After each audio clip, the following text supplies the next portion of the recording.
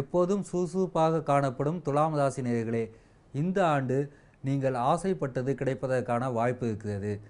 தேவையற்ற பேச்சுக்களை குறைத்து கொண்டாலே உங்களுக்கு பல நன்மைகள் உங்கள் வாழ்க்கையில் ஏற்படும். உங்களுக்கு எதிராக உங்கள் காதுகளுக்கு வரும் வதந்திகளை நீங்கள் பொருட்படுத்தாமல் அலட்சியப்படுத்துவதே உங்களுக்கு நன்மை தரும்.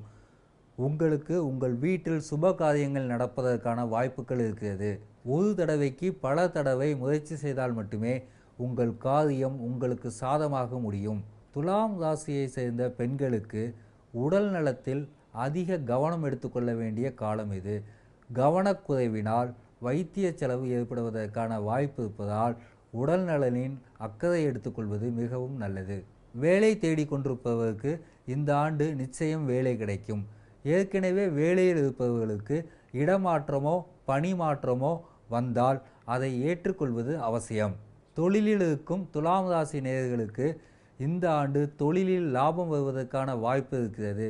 குறிப்பாக சிறு மற்றும் குறுந்தொழிலில் இருப்பவர்களுக்கு தொழில் முன்னேற்றம் நிச்சயம் உண்டு. துலாம் ராசி நேயர்கள் மேலும் நன்மைகள் பெற வேண்டும் என்றால் சனிக்கிழமை தோறும் நரசிங்க பெருமாளை சென்று வழிபடுவது நல்லது.